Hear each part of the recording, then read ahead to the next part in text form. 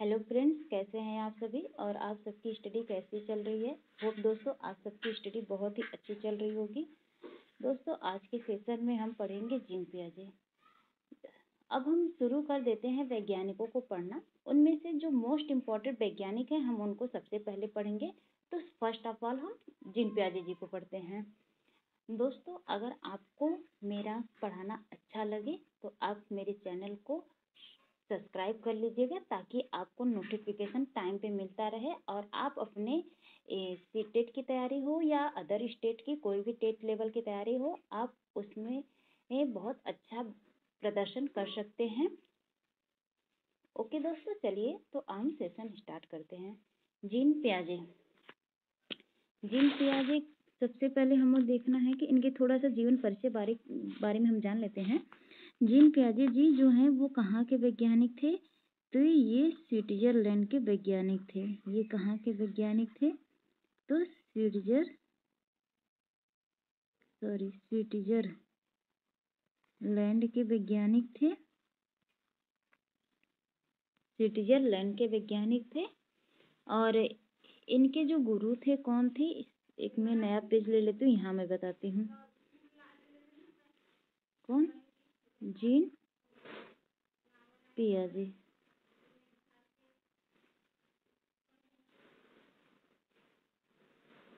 Gene पियाजे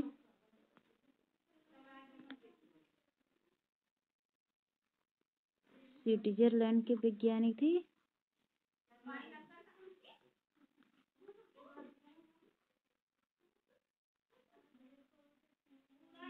और इनका जो जन्म हुआ था कब हुआ था? जन्म 9 अगस्त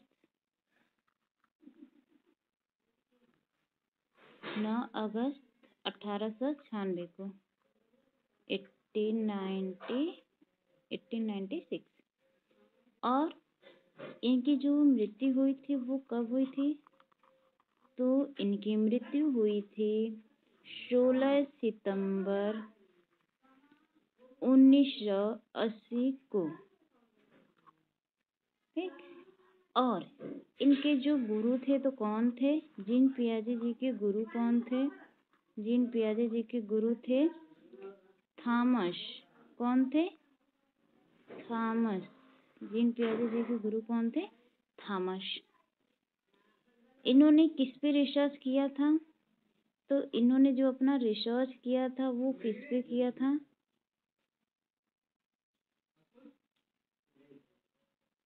इन्होंने रिसर्च किस पे किया था? सॉरी, इंग्लिश का लिखा है, थोड़ा गड़बड़ हो गया। तो इन्होंने स्वयं के बच्चों पे रिसर्च किया था। किस पे किया था? स्वयं के बच्चों पर।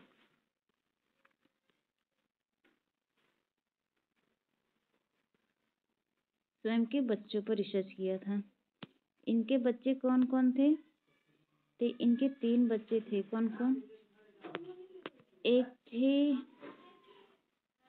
2 इनको बॉय, 2 गर्ल और एक बॉय, मतलब 2 लड़की थी इनको और एक लड़का। उन्होंने अपने इन्हीं तीनों बच्चों पर रिसर्च किया था। एक तो लॉरेंट, एक थी leucine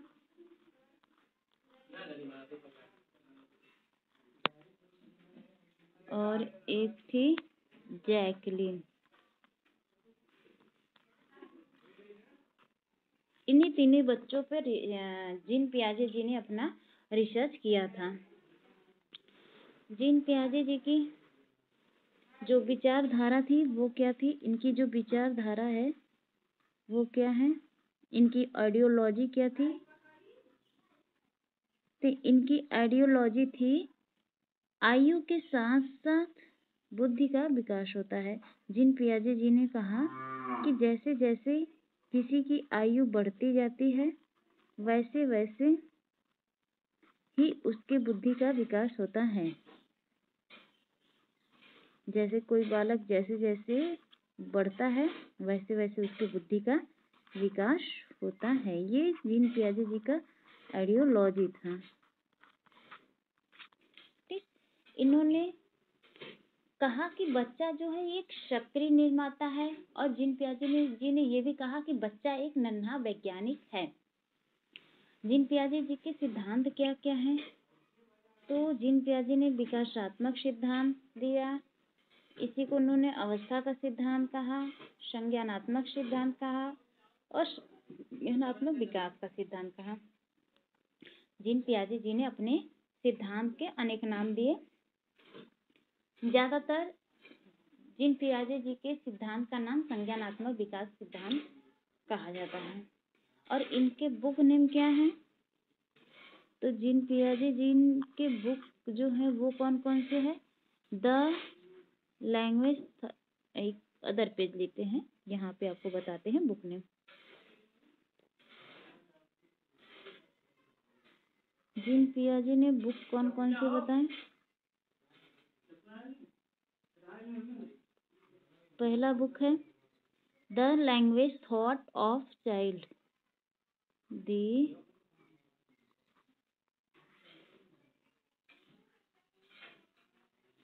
language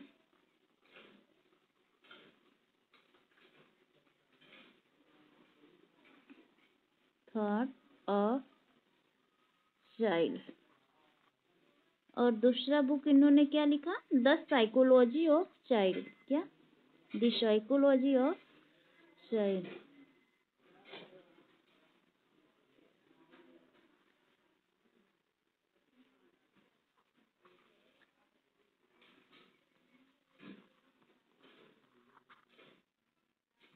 and third is the psychology of intelligent. ये इनके बुक नेम है, इन्होंने अपना रिसर्च इसी बुक में इंक्लूड किया है। The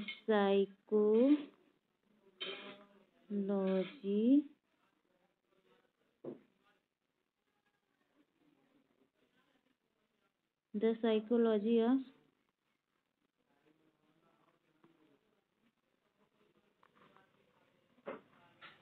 intelligent, the psychology of intelligent.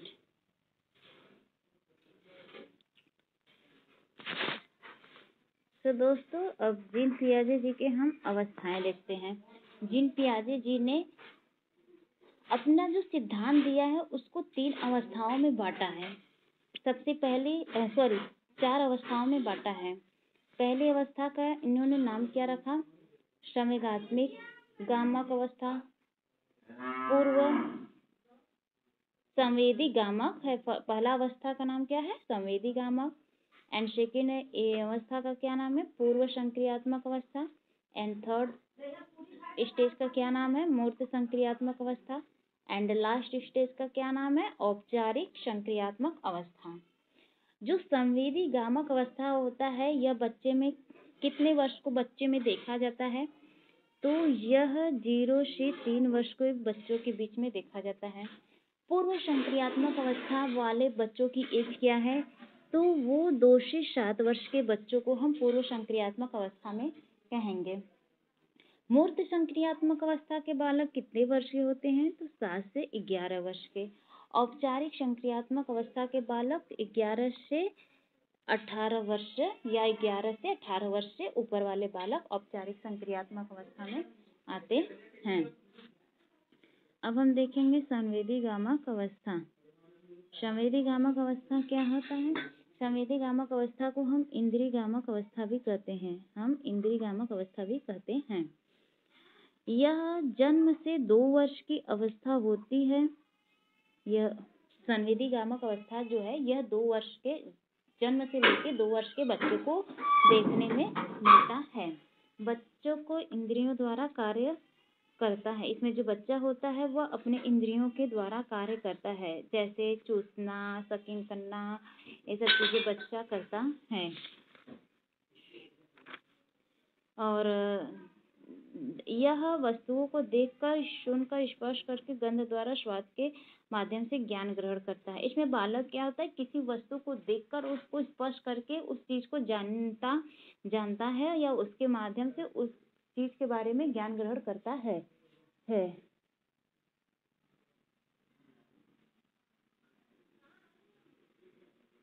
परिचितों का मुस्कान के साथ स्वागत करता है तथा अपरिचितों को देखकर भय का प्रदर्शन करता है। इसमें जो बालक होता है वह परिचितों को देखता है और ज्ञान को ग्रहण करता है।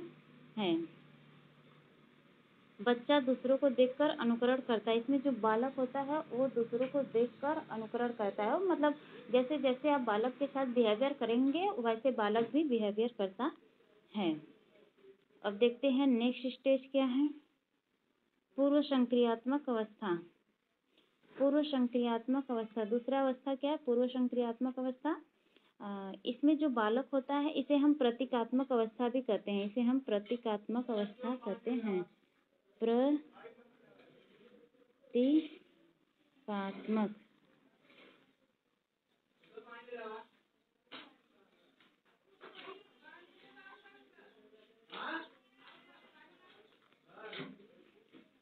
यह 2 से 7 वर्ष की अवस्था होता है। यह जो प्रतीकात्मक अवस्था है 2 से 7 वर्ष के बालकों में देखने को मिलता है। इस अवस्था में बालक पड़ोसी बच्चों के साथ खेलता है। जो पूर्व संक्रियात्मक अवस्था के बालक होते हैं वो पड़ोसी बच्चों के साथ खेल खेलते हैं। बालक शब्दों व प्रतीकों का प्रयोग करता है। यह बहुत ही इम्पोर्टेंट पॉइंट है। ये बार बार पूछा जाता है कि बालक जो होता है वो प्रतीकों के माध्यम से किसी चीज को जानने की कोशिश करता है या जानता है। यह प्रतीकात्मक खेल खेलता है। यह वस्तु स्थायित्व का भाव जागृत होता है। जब बालक पूर्व संक्रियात्मक अवस्था में होता है तो वह वस्तु के स्थायित्व के बारे में जानता है। निर्जीव वस्तुओं में सजीव चिंतन करने लगता है। जीववादी कहलाता है। बालक जो होता है निर्जीव वस्तु को भी सजीव समझ के उसके जैसा बिहेवियर करता है। इसीलिए बालकों में जो पूर्व संक्रियात्मक अवस्था के बालक होते हैं उनमें जीववादी का गुण पाया जाता है और प्रतीकात्मक सोच पाई जाती है। नेक्स्ट स्टेज क्या है हमारा? थर्ड स्टेज है मूर्त संक्रियात्मक अवस्था। मूर्त संक्रियात्मक अवस्था को स्थूल संक्रियात्मक भी कहते हैं। यह 7 से 11 वर्ष के बालकों की अवस्था होती है। इस अवस्था में बालक चिंतन और तर्क शुरू कर देता है। जब मूर्त संक्रियात्मक अवस्था में बालक होता है तो वह तर्क और चिंतन दोनों करना स्टार्ट कर देता है। इस अवस्था में बालक दिन, तारीख, समय, महीना आदि बताने योग्य हो जाता है। इस अवस्था में बालक सही अनुपात का अंतर, आकार, भार, क्रम आदि समझने लगता है। मूर्त संक्रियात्मक अवस्था में जब बालक होता है तो वह अनुपात का अंतर, आकार, भार, क्रम आदि समझने लगता है। इस अवस्था में बालक जोड़, घटाना, गुणा, भाग करना सीख जाता है। मूर्त संक्रियात्मक अवस्था में जब बालक पहुंचता है तो वह जोड़, घटाना, गुणा, भाग करना सीख जाता है। फोर्थ क्या है? फोर्थ स्टेज हमारा है औपचारिक संक्रियात्मक अवस्था। औपचारिक संक्रियात्मक अवस्था को हम अमूर्त संक्रियात्मक अवस्था भी कहते हैं। यह जो इसमें जो बालक की उम्र होती है 11 से 14 वर्ष कह लीजिए, या कह लीजिए कि 11 से 18 वर्ष प्लस जो भी बालक होते हैं उनमें मूर्त औपचारिक संक्रियात्मक अवस्था या अमूर्त संक्रियात्मक अवस्था पाई जाती है। इस अवस्था में किशोर मूर्त के साथ साथ अमूर्त चिंतन करने लगता है। ये पॉइंट बहुत इंपॉर्टेंट है। बालक जब मूर्त मतलब होता है किसी वस्तु को देखकर उसके बारे में सोचना, समझना, तर्क वितर्क करना। अमूर्त क्या होता है कि बिना देखे वस्तु के बारे में तर्क वितर्क करना। तो बालक जब औपचारिक संक्रियात्मक अवस्था में पहुंचता है तो वो बिना मूर्त के साथ तो चिंतन कर ही लेता है, बट बिना देखे भी किसी भी वस्तु के बारे में चिंतन कर लेता है। इस अवस्था में निगमनात्मक चिंतन पाया जाता है। इस अवस्था को हम निगमनात्मक चिंतन भी कहते हैं। इस अवस्था में परिकल्पनात्मक मतलब होता है कि आप कल्पना कर रहे हो विदाउट किसी इमेज के, बिना वस्तु को देखे, ऑब्जेक्ट के। स्वयं समस्या का समाधान कर लेते हैं। औपचारिक स्टेज में जब बालक पहुंचते हैं तो वो अपनी समस्या का खुद सलूशन निकाल लेते हैं। अब जीन पियाजे जी ने कुछ महत्वपूर्ण संप्रत्यय दिए हैं तो जो कि सीटेट एग्जाम में बहुत बार बार पूछा जाता है। मतलब इससे फिक्स है कि आपको 2 क्वेश्चन, 1-2 क्वेश्चन देखने को मिलेगा। और पूरे सिलेबस की बात करें तो आपको जीन पियाजे से 3 से 4 क्वेश्चन जरूर देखने को मिलेगा। तो जीन पियाजे के संप्रत्यय पढ़ते हैं। सबसे पहला हमारा क्या संप्रत्यय है? सबसे पहले है स्कीमा। स्कीमा क्या होता है? यह एक मानसिक संरचना है जिसका सामान्यीकरण संभव है, अर्थात जो वायु के साथ साथ परिवर्तित होती है। विभिन्न क्षेत्रों के छोटे या थोड़े थोड़े ज्ञान मिलाकर स्कीमा का निर्माण करते हैं। या फाइनली आप कह लीजिए कि नॉलेज ऑफ पैकेट। क्या चीज? Knowledge of packet. Knowledge of packet. Schema क्या है? तो देखिए, स्कीमा जो होता है वो नॉलेज का एक पैकेट होता है। आपके पास जो भी नॉलेज है, थोड़ा थोड़ा जो भी नॉलेज है, उसका एक पैकेट हो गया, तो उसी को हम स्कीमा कर रहे हैं। आपको मान लीजिए स्टडी से रिलेटेड कुछ नॉलेज है, आपको सिंगिंग फील्ड में इंटरेस्ट है तो आपको सिंगिंग से कुछ नॉलेज है, आपको बुक रीडिंग का कुछ शौक है तो आप बुक रीडिंग में कुछ नॉलेज रखते हैं। तो ये जो आपका थोड़ा थोड़ा हर फील्ड का, हर क्षेत्र का नॉलेज है, उस नॉलेज का जो पूरा नॉलेज है उसका एक पैकेट हो गया आपके पास। तो उस पैकेट को ही हम स्कीमा कहते हैं। तो नेक्स्ट आगे देखते हैं कि स्कीमा के कितने प्रकार होते हैं। तो स्कीमा हमारा 2 प्रकार का होता है। स्कीमा हमारा कितने प्रकार का होता है? तो स्कीमा 2 प्रकार का होता है। कौन कौन सा? एक होता है संगठन और एक होता है अनुकूलन। ऑर्गेनाइजेशन एंड एडॉप्टेशन क्या क्या होते हैं इसके बारे में हम जानते हैं। तो सबसे पहले हमें जानना है कि संगठन क्या है।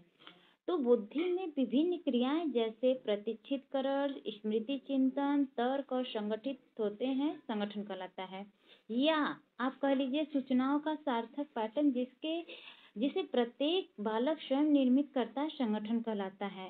या आप कहेंगे किसी कार्य को अपना बनाया हुआ तरीका ही संगठन कहलाता है। देखिए, कहने का मतलब ये है कि आपको कोई कार्य करने के लिए कहा गया और उसे आप कंप्लीट करने के लिए या उस कार्य को पूरा करने के लिए अपने तरीके से जो भी उस कार्य को करने के लिए अपना जो भी तरीका आप अपनाते हैं, अपना उसको सॉल्व करने के जो भी तरीके अपनाते हैं, वही आपके द्वारा बनाया गया वही तरीका ही संगठन कहलाता है। और अनुकूलन एडॉप्टेशन क्या होता है कि प्राप्त सूचनाओं हमारी जानकारी के आधार पे स्वयं को समाज में समायोजित करना अनुकूलन। आपके पास जो भी सूचनाएं प्राप्त है, उस सूचना के आधार पे ही खुद को समाज में समायोजित कर लेना। आपके पास जो भी नॉलेज है उसके बेस पे आप अपने आप को समाज में एडॉप्ट करवा ले रहे हैं या अपने आप को समायोजित करवा ले रहे हैं। तो यही होता है एडॉप्टेशन। एडॉप्टेशन हमारे 2 तरीके के होते हैं। एडॉप्टेशन भी कितने तरीके के होते हैं? एडॉप्टेशन भी 2 तरीके के होते हैं। कौन कौन से? एसिमिलेशन, आत्मसातीकरण, या इसे समावेशन कहते हैं, एकोमोडेशन या समाविष्टि या समायोजन। आप इसका इंग्लिश वर्जन याद रखिएगा, क्योंकि इंग्लिश वर्जन से ही आप इसको बहुत अच्छे से राइट आंसर चूज कर पाएंगे, क्योंकि हिंदी में थोड़ा सा आपको चीज़ें परिवर्तित कर देती है जहाँ पे आप बहुत कंफ्यूज हो जाएंगे। तो दोस्तों हम देखते हैं कि एसिमिलेशन क्या होता है। एसिमिलेशन में क्या होता है? जो पूर्व ज्ञान नहीं, आपके पास पूर्व ज्ञान में कोई नया ज्ञान जोड़ना ही हमारा एसिमिलेशन होता है। पूर्व ज्ञान, इसके लिए ट्रिक है यहाँ, पूर्व ज्ञान प्लस नया ज्ञान। आपके पास जो भी पहले से नॉलेज है उस नॉलेज में आप कोई नया ज्ञान ऐड ऑन कर रहे हैं तो वही हमारा एसिमिलेशन हो जाता है। जैसे कुत्ता और बिल्ली, जैसे आपने किसी बालक को बताया कि यह बिल्ली है, यह कुत्ता है। अगर कुत्ता की जगह का बिल्ली आ जाए तो बालक उसे कुत्ता बोलेगा। तो आप बताओ कि नहीं, क्योंकि बालक जानता है कि 4 पैर वाला एक पूंछ वाला जो होता है वो कुत्ता होता है।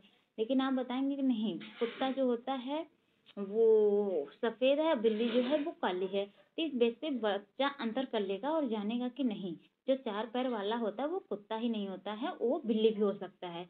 तो वहाँ पे उसको उसके पूर्व ज्ञान में जो पूर्व ज्ञान था उसमें ऐड ऑन किया गया कि बिल्ली काली होती है।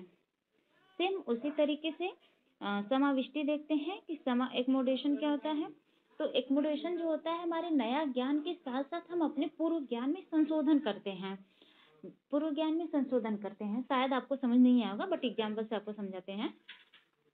जैसे अभी कुत्ते और बिल्ली का उदाहरण दिए ना, उस पे सेम उसी जैसे बालों को बताया गया कि 4 पैर और एक पूंछ वाले जो जानवर होगा वो कुत्ता होगा।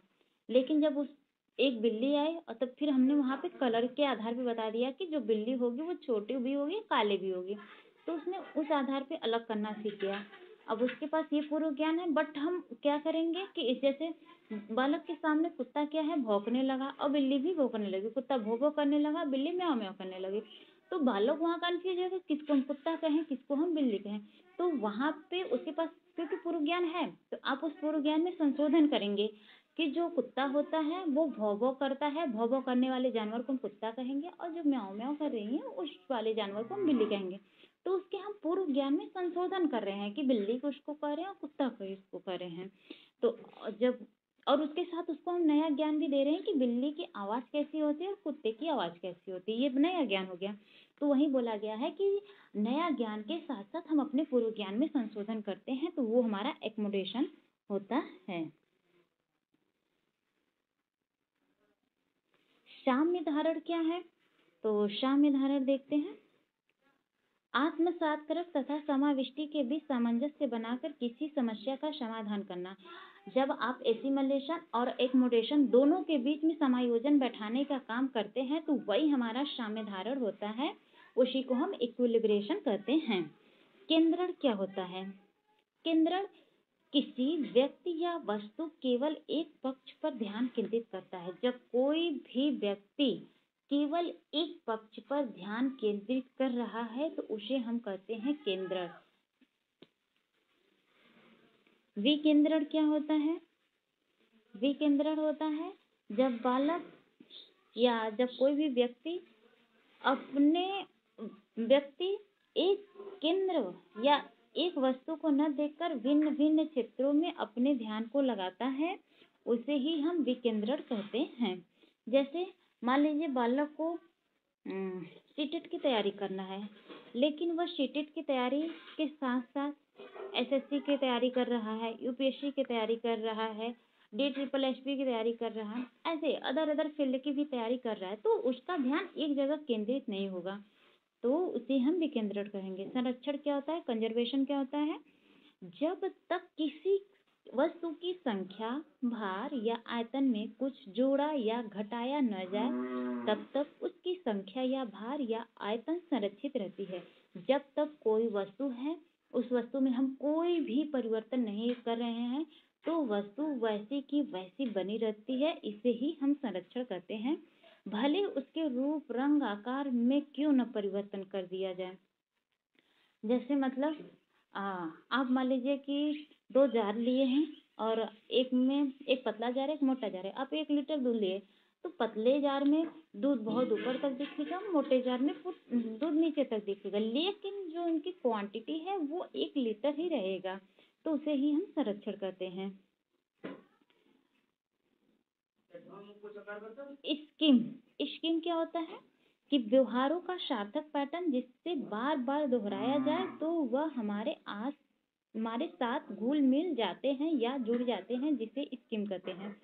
मतलब कहने का मतलब ये है कि आपके व्यवहार का जो एक पैटर्न है और जिसे आप बार बार दोहरा रहे हैं और दोहरा रहे हैं और उसके साथ आप घुल मिल जा रहे हैं, मतलब वो आपके लाइफ में जुड़ गया, तो उसे ही हम स्कीम कहते हैं।